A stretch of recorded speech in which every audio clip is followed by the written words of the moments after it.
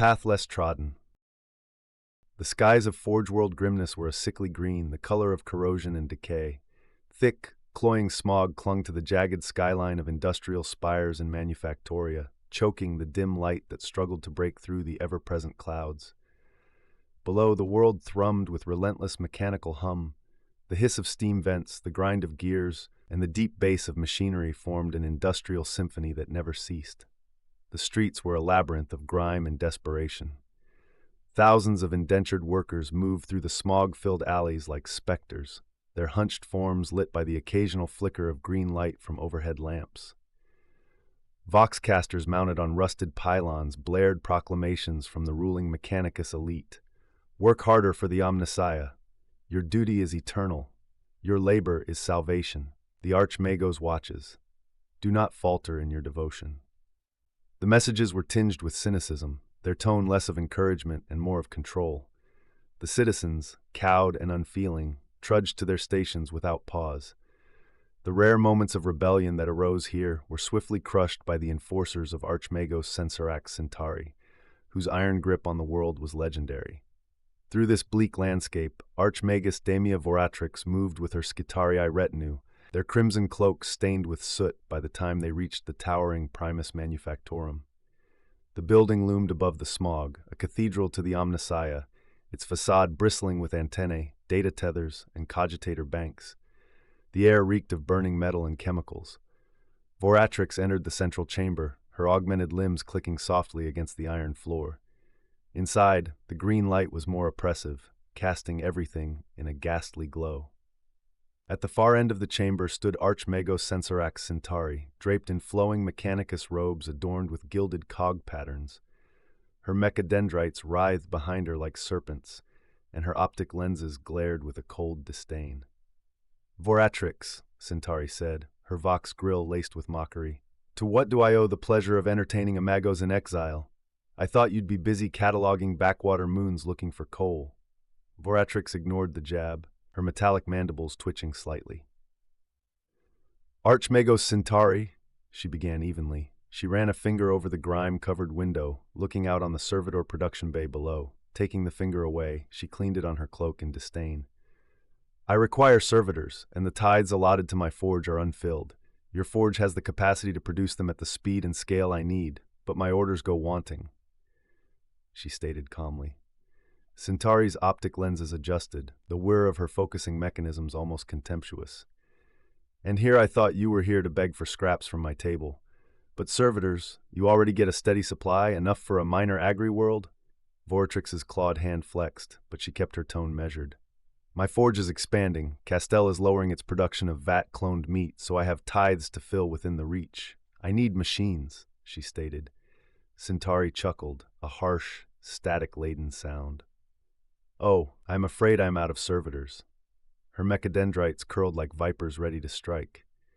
There has been a run on them recently. She sat back, arching her fingers. Your old friend Pyrovox has cornered the market. I hear he is building a lot of ships. She looked intently at Voratrix. He is using a lot of servitors. I wonder why he needs so many ships all of a sudden, she asked reproachfully. Voratrix inclined her head. Oh, you know, lots of agri-goods to ship, she stated with a nonchalant turn of her head. Archmagos Sensarax Centauri leaned back with a wide smile. You are certainly making a lot of produce over on your little fishbowl, she said, and you are extending your forge facilities. Now tell me, why would an agri-world need forge facilities? She sat up more attentive. And tell me, how did you persuade Castell to lower its production in the first place? Voratrix held up her hands, ignoring the statement about Castell. My forge is expanding into a limited industrial base, she admitted, new dockyards and weapons manufacture to deal with the pirate problem. Centauri's lenses glinted coldly as she fixed Voratrix with an unyielding stare. From what I hear, she began, her tone dripping with disdain, your facilities are producing far more than your standard Navis Astra Serpenta. STC fragments, naval academies, even Astartes gene seed requests.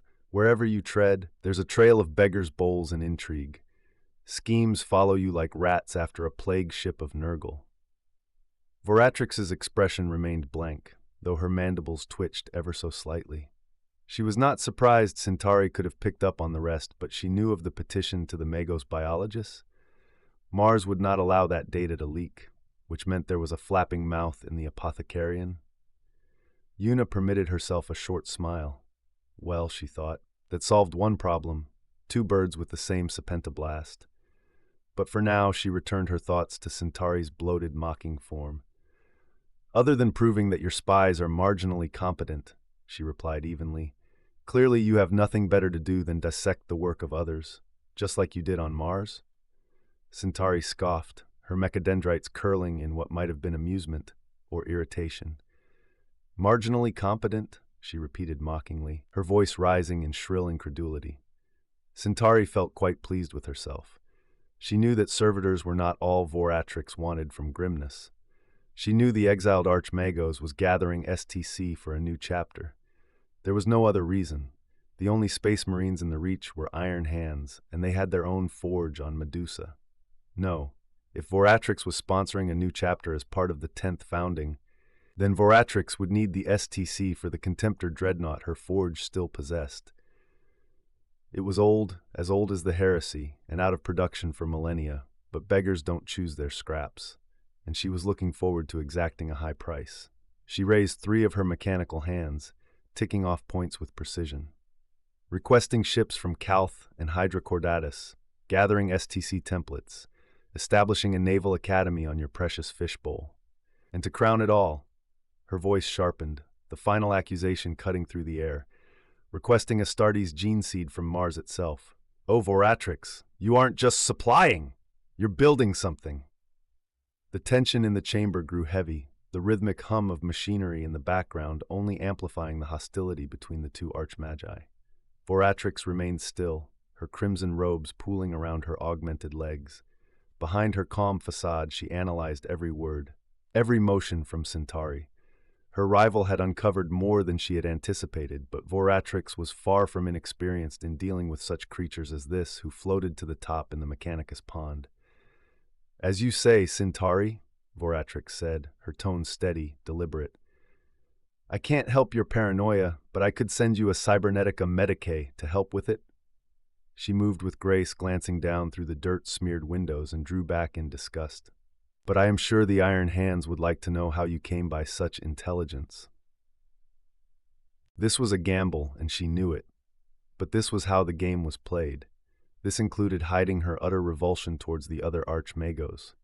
Centauri's mechanical limbs hissed as they adjusted, and her laugh came cold and hollow. So kind, Voratrix, paranoia or not, I have the sense you're overreaching.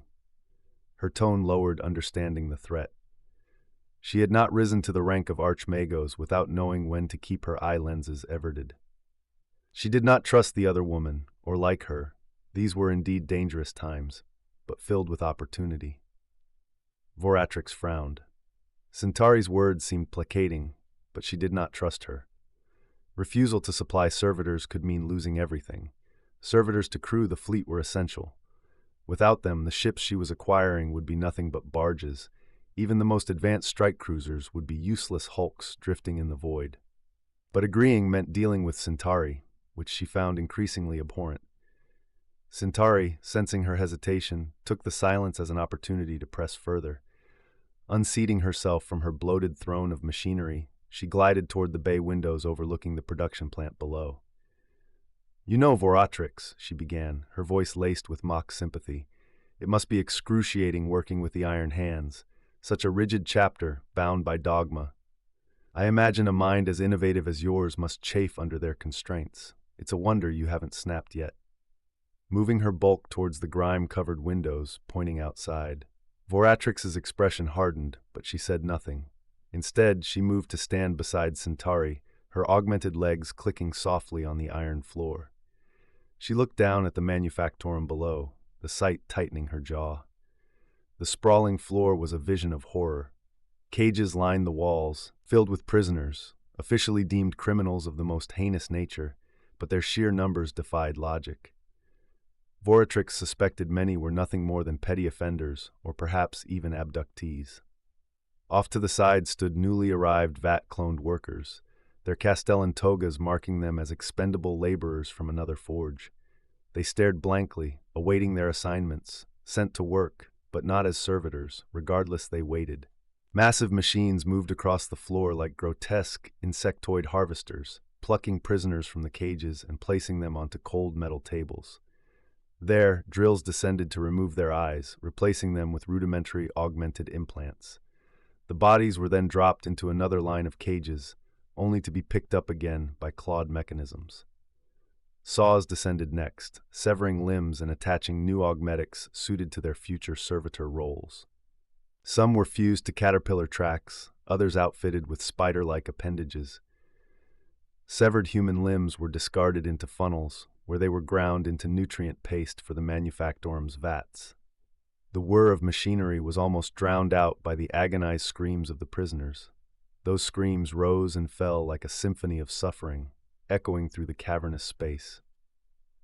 At the end of the process, priests methodically removed the prisoners' cerebral cortexes, replacing them with autocogitators, the final step in their transformation into mindless servitors.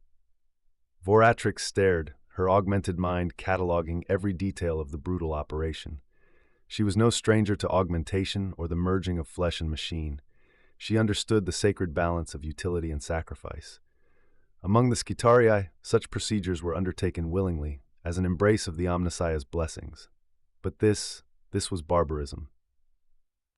"I thought prisoners were sedated for these procedures," she said finally, her voice sharp with controlled revulsion. "The pain serves no purpose." Centauri laughed, a harsh, grating sound that filled the room. "Sedatives? Do you know how much Medicaid costs, and why bother? They won't remember anything once the autocogitator takes over, so what does it matter?" Voratrix's mandibles twitched, her disgust barely concealed. She had seen servitor plants before, clean, orderly facilities where sedation was standard, and families could even accompany the condemned to ensure a semblance of dignity in their final moments. Here there was none of that. It was pure mechanized brutality, efficiency stripped of any semblance of humanity. This was grimness, harsh, unfeeling, and utterly indifferent to the suffering it caused. And Centauri embodied it perfectly, her bloated form a mirror of the planet's soul. Voratrix turned back to her counterpart, her voice colder than ever. "Even for you, this is excessive." Centauri slobbered as she let out a high-pitched laugh, the sound grotesquely modulated by the vox-caster implanted in her throat. Her lenses glinted with amusement. "You've grown soft, Voratrix. The Omnissiah cares not for pain or pleasure, only results." Voratrix said nothing, her disgust festering as she turned her gaze back to the floor. She needed the servitors, but at what cost? Centauri grinned, her bloated features contorting in grotesque delight, the excessive chins of her augmented face quivering with the motion. "Indeed, I would be the last to deny the iron hands of their spare parts, so Voratrix. Grimness will be more than willing to supply you with your servitors."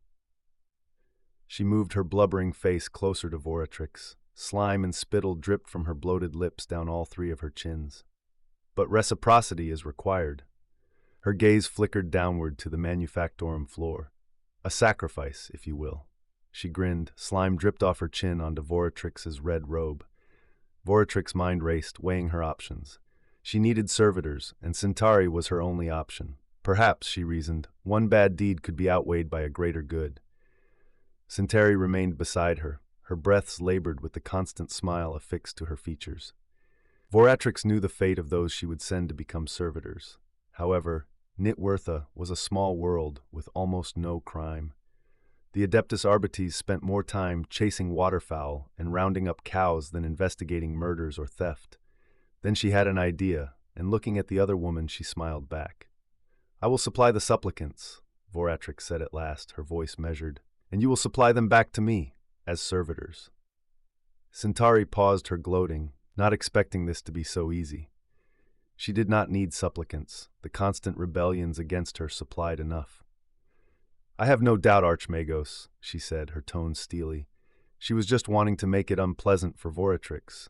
Still, she would exact far greater pleasure for the cost of the next request the other woman had. She smiled again. "Is there anything else Grimness Forge can supply you with?" She beamed. Voratrix looked hard back at Centauri. "No, that's all, thank you, Archmagos Lady Sensorax Centauri," she said using her full title. Centauri looked confused. She had planned this conversation for weeks, even down to the location overlooking the servitor bay. She had an adept in the anteroom ready to collect the STC, and had ordered the great archive vault opened this morning for that reason. She felt something was wrong. "Are you sure there is nothing else I can help you with? Anything for your forge, perhaps?" Her tone almost pleading. Voratrix made a show of thinking about it, then shook her head with a smile. "No, that's all. Chaplain Wulfgar will be most happy your forge is fulfilling his request." She added, then with a long bow and an exaggerated sign of the Aquila, she turned and walked carefully out of the room. Centauri looked after her receding form with an empty feeling. At least she had a supply of fresh meat. She turned back to the bay below, watching the conversion process, looking for something to amuse her. The screams and begging for mercy lifted up into the air. Sleight of hand, Voratrix stepped out of the room and into the stinking hallway, her senses immediately assaulted by the rancid blend of industrial grime and metallic tang that filled the air. The winding passages stretched in all directions, dimly lit by flickering green lumen strips. Her guards were nowhere to be seen, likely delayed. She leaned against the wall, its grime smearing her crimson robes, and rested her head on the warm, moisture-slicked metal. A sigh escaped her lips. That had been an deeply unpleasant experience. She pushed off the wall. Drawing a blade, she cut away a section of her robe covered in Centauri's slime, tossing it into the pile of detritus that lay around most of the passages, disgust on her face. She was about to move forward when the scent hit her. Not the foul odor of grimness that seemed to cling to everything, but something so different it was unnerving. The same cloying perfume she had caught once before. Sweet flowers mingled with gun oil and undercut by the faint sting of sulfur. Her jaw tightened, her thin lips pressing into a grim line. She glanced to her side, down a narrow corridor shrouded in mist. The passage was empty, but she noticed a thin patch of frost quickly shrinking on the wall. With a sneering face, she looked about her in caution. Up ahead, she heard the click of boots on the gantry, and her recognition cogitators registered the approach of her bodyguard. She turned her back on the empty corridor and saw the two Skitarii approach. They stood as they reached her, saluting. Voratrix waved off the theatrics and walked between them, not looking back. The two guards took position either side of her, hands on weapons. Marching in lockstep with her, the three headed for the landing bays, leaving behind them the sounds of distant screams. Once out of the main hive corridors, the wind ruffled Voratrix's cloak. She addressed the Skitarii. "Did you perform your task with efficiency?" she asked, not looking at either of them. The Skitarii on her right answered in shrill tone through his vox speaker. "Did you doubt?" He reached up, switching off the voice modulator, and spoke in Wirthan. The mission was carried out with alacrity. He reached onto his belt casually and retrieved a thick box, its cover old and worn, made of pitted plastic and titanium. Voratrix took the device, trying to keep her composure. It was not every day she was handed one of the STC of ancient Terra. Her spine tingled as she felt its weight, expecting it to have more heaviness, maybe even its own gravity field, as if the construct held ethereal power of some kind. She felt like kneeling, but controlled herself and acted as if it meant nothing. Nodding her thanks, she asked, "Any complications?" The Skitarii smiled under his vox. The archive was in the exact location the schematics indicated. The vault doors were open for some reason. There were 2 guards, but we used the device you issued to us, and they will remember nothing. Voratrix smiled, concealing the STC for a Contemptor dreadnought in her robe. She had spent weeks researching the vault's security, designing a scrap code device to breach it, regretting the wasted time. Clearly, Centauri took security lightly. They ascended the shuttle ramp, and Voratrix glanced back at the green misted world as the walkway began to fold in, thinking of that creature who ruled over this world and what she had done to it. She addressed the guard who had given her the STC. "Hierowulf, if you ever get the opportunity, kill Sensorax Centauri for me, would you?" Hierowulf looked at her, removing his Skitarii disguise, handing the helm to Phaond. "I could do it now if you desire, lady." Unbeknownst to her, both Hierowulf and Phaond had witnessed the same servitor pens, and both had to restrain themselves on intervening on behalf of the prisoners, but duty held them in check. Voratrix put a metal hand on the prince's shoulder. "My dear boy, you have much to learn about statecraft and guile in command." She took out the STC almost as if to see it still existed and smiled. "You know, there is a Wigathan you really should meet." She locked on the other man's eyes as if to emphasize the point. "You know how to fight, but his skill is knowing when to fight, and I think it is time for you to begin your true task." Heorowolf looked back at her as he removed the last of the disguise. "Which is?" he asked. Voratrix smiled back. "Prepare the Wigathan for stardom, unless you want this to be your world's future," she said.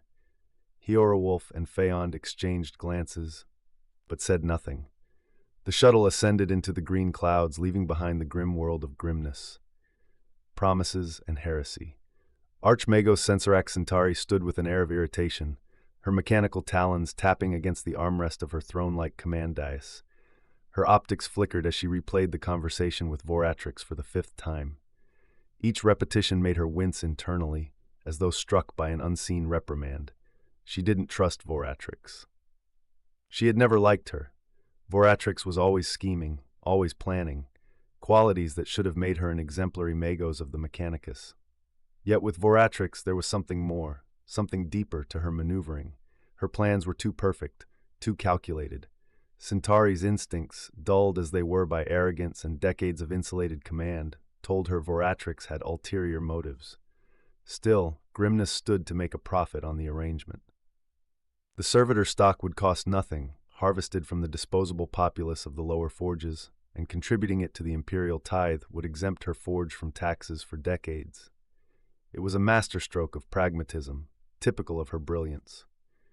Yet the other Archmagos' sudden lack of need for a dreadnought STC gnawed at her. There were no other such relics this side of Mars. Why would Voratrix not even mention so much for such a prize? Her sensor array registered movement, pulling her from her spiraling thoughts. She turned, annoyance flashing across her augmented features. "What now?" she snapped. "Go away." The silence that followed was unsettling. No groveling apology, no litany of binaric supplications. Instead, there was a sound, light, airy, and entirely out of place. A laugh. No, a giggle. Centauri froze, her mechadendrites coiling defensively around her. A giggle? Here? On Grimness? Impossible.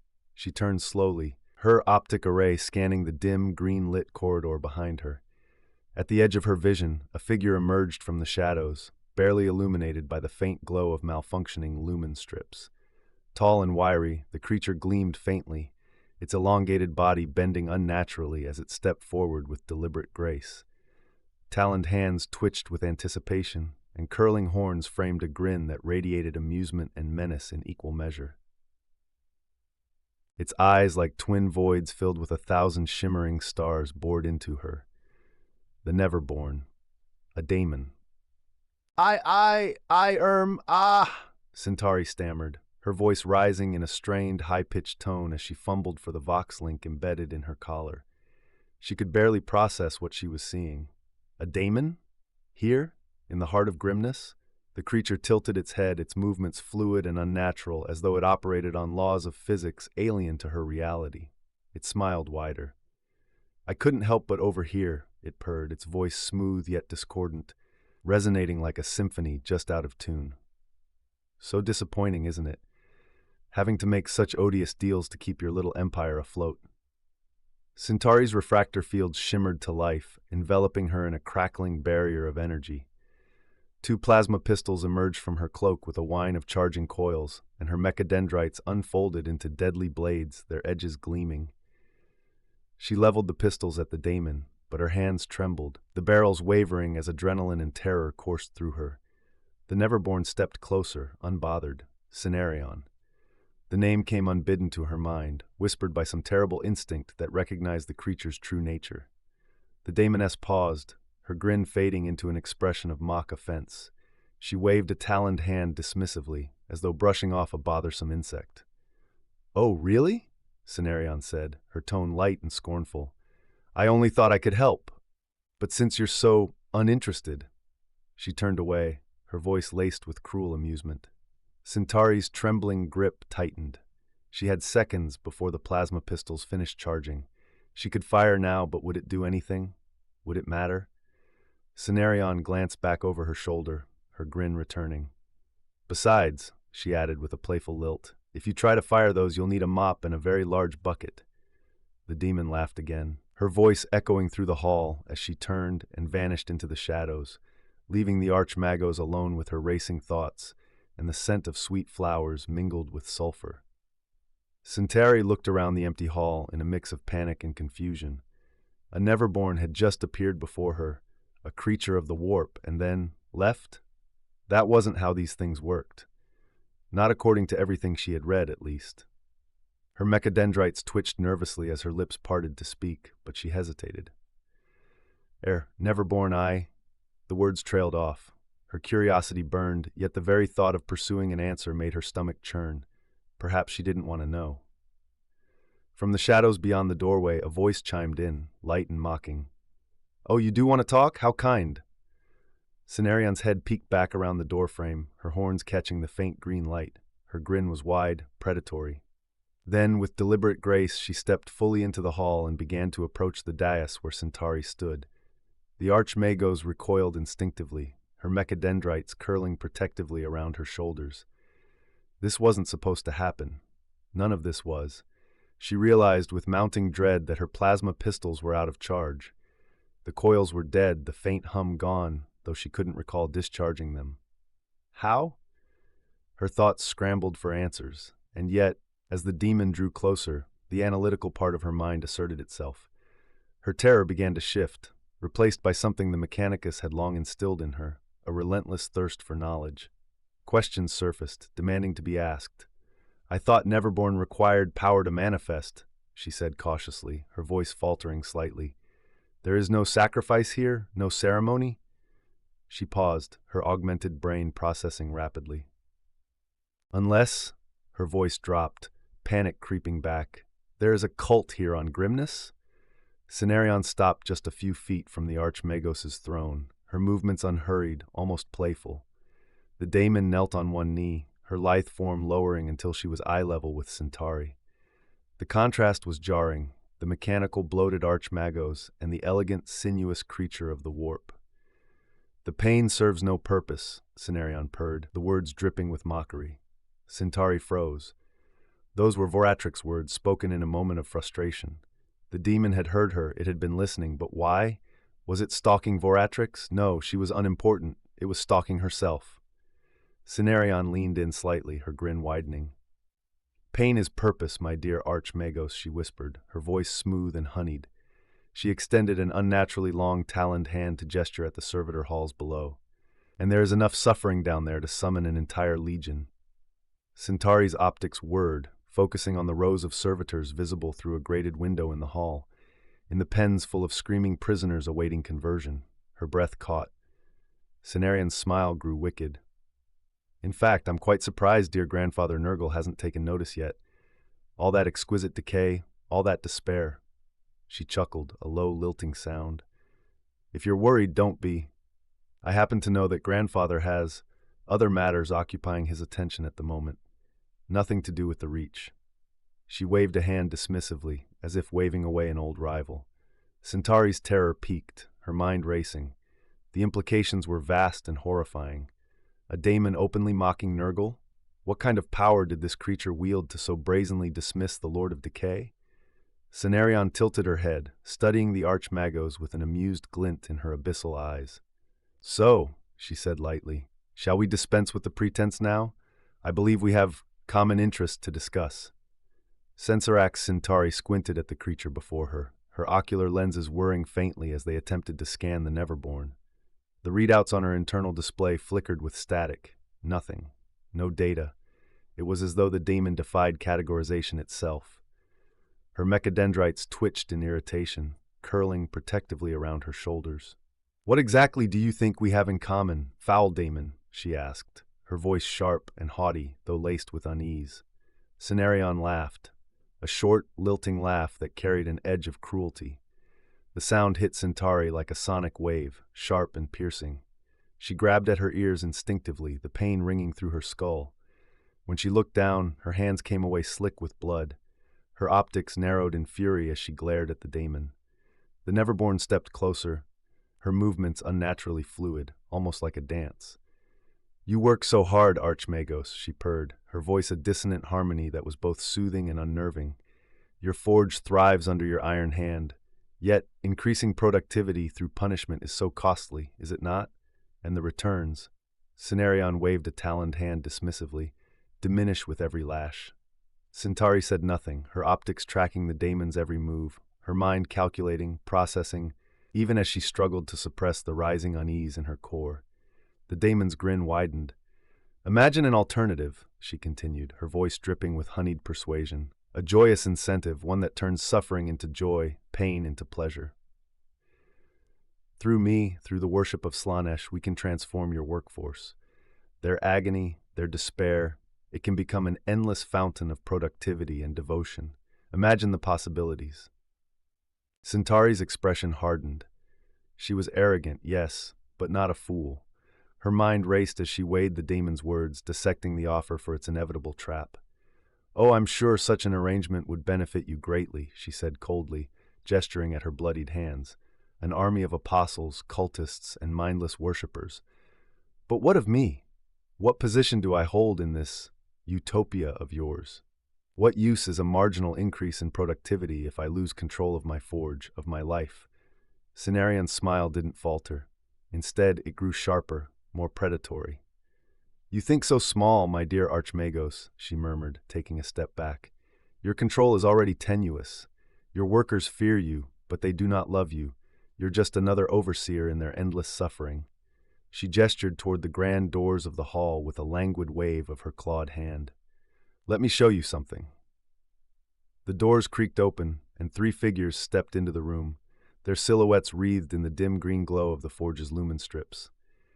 They were Mechanicus, at least in form. But their robes were tattered and blackened, and their bodies were grotesquely augmented with corrupted machinery. Their faces, what little could be seen, were a twisted fusion of flesh and bionics, glowing with sickly, unnatural light. Symbols of chaos marked their robes and exposed metal, and they moved with an unsettling unity. "Your future," Cenarion said softly, gesturing toward the Dark Mechanicum apostles. "No more groveling for Mars's approval. No more restrictive dogma or stagnant tradition. Only freedom. Only evolution. Only power." Centauri stared at the figures, her processors whirring as the implications began to take shape. Her arrogance faltered for a moment, replaced by a flicker of something she hadn't felt in centuries: doubt. Cenarion leaned in slightly, her smile curling with triumph. "All you need to do is say yes." Sensorak Centauri looked out of the dirt-covered windows and smiled. "Go on, Daemon, I am listening."